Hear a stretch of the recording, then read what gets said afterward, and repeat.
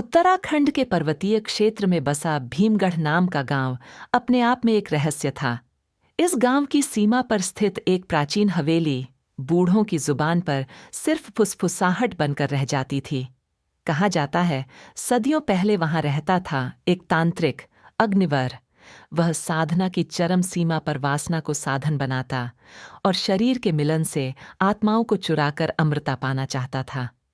लोगों ने उसे जिंदा जला दिया, पर जलते वक्त वह चिल्लाया, जब स्त्री की नाभि पर पसीना टपके और उसका वक्षस्थल किसी प्रेमी की छाती पर धड़कने लगे, तब मैं लौटूंगा उनके मिलन में समाकर। 1983 की सर्दियों की पूर्णिमा थी। आदित्य, एक खोजी पत्रकार, अपनी साथी रिया के साथ इस रहस्य की तह तक पहुंचने आता है। रिया, उसकी प्रेमिका, सहयोगी और बेहद संवेदनशील स्त्री, जिसके सौंदर्य में ठंडी हवाओं की नमी और प्रेम की गर्मी दोनों समाये थे। हवेली की देह जैसी दीवारें सांस लेती प्रतीत होती थीं।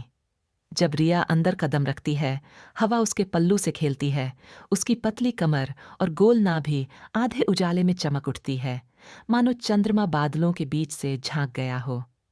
ऊपरी कमरे में सिर्फ एक पुराना पलंग, मध्यम दियों की रोशनी और दीवारों पर टपकती नमी थी।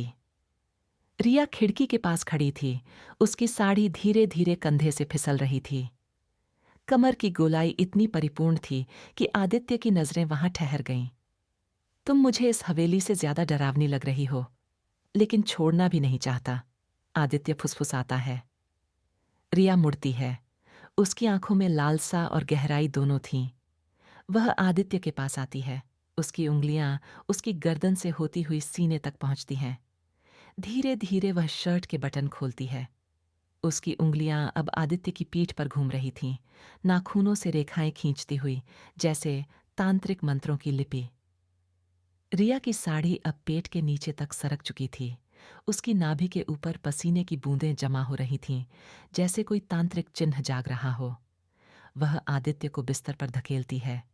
उसका वक्षस्थल आदित्य की छाती से टकराता है, मुलायम, गर्म और सांसों से भरा हुआ, मानो उस पल में कोई देवी उतर आई हो। मुझे जला दो, मुझे बांध लो और मेरी रूह में समा जाओ, रिया कहती है, अधरों की थरथराहट के साथ। तभी कमरे का तापमान अचानक बदलता है। आईने में एक साया उभरता है, झुलसा हुआ चेहरा, जली हुई आंखें और राख उड़ाता शरीर। रिया की आंखें पलटती हैं। उसके वक्षस्थल पर तांत्रिक चिन्ह उभरता है, धधकता हुआ, जीवित। उसकी आवाज बदल जाती है।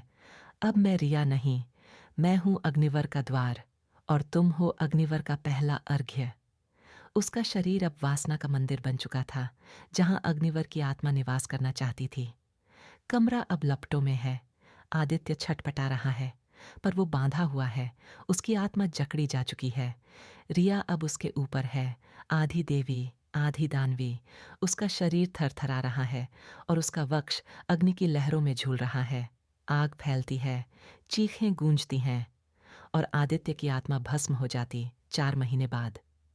दिल्ली के एक डांस स्कूल में नवोदिता, एक प्रशिक्षिका जो हाल ही में भीमगढ़ से लौटी है, रात को आईने में अपने शरीर पर कुछ अजीब से चिन्ह देखती है। उसकी नाभि के पास एक तांत्रिक आकृति उभर रही है और उसके वक्षस्थल पर जलन। वो बिस्तर पर लेटती है और उसकी सांसें तेज हो जाती हैं। अग्निवर लौट चुका है। अब वह शहर की आत्माओं में समाकर वासना की अग्नि जलाएगा।